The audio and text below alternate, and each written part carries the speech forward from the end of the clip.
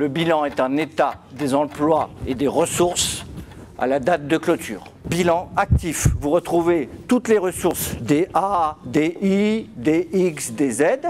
Passif du bilan, ligne DA. Première ligne que vous observez, ligne DA capital. DI bénéfice, bénéfice de l'exercice qui vient du PNL feuillet 3 que nous verrons après. Et enfin, la ligne importante, disponibilité CF 10949 dans notre exemple. Ce que je viens de vous dire, vous prouvant bien l'équilibre ressources-emploi. Vous avez des questions ?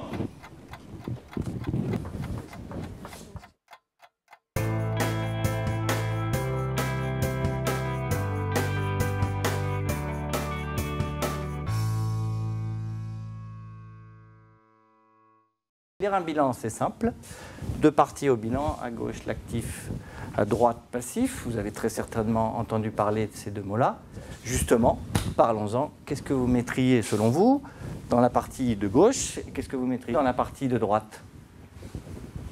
Les voitures. D'autres réponses? Les machines. La banque. Le bénéfice. Vous le mettriez où? À l'actif. Non. L'argent gagné par votre société appartient à L'actionnaire. l'actionnaire. Donc si j'ai bien compris, le passif c'est d'où vient l'argent et l'actif c'est comment je l'utilise.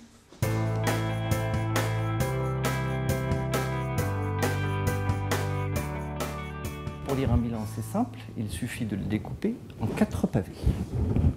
4 pavés sont les suivants.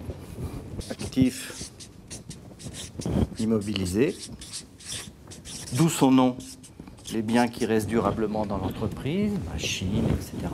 Actif, circulant, et donc d'où son nom, tout ce qui bouge au niveau de l'entreprise. De l'autre côté,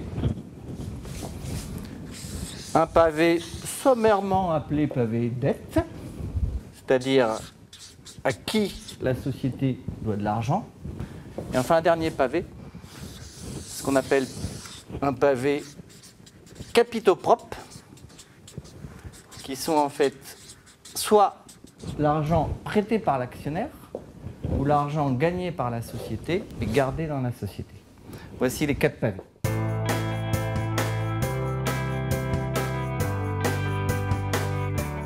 Ce que je vous propose en fait, c'est de, grâce à des post-it, de me dire ce qui rentre à l'intérieur de chaque pavé. Vous mettez, selon vous, les biens qui rentrent soit en actifs immobilisés, soit en actifs circulants, soit en dette, soit en capitaux propres.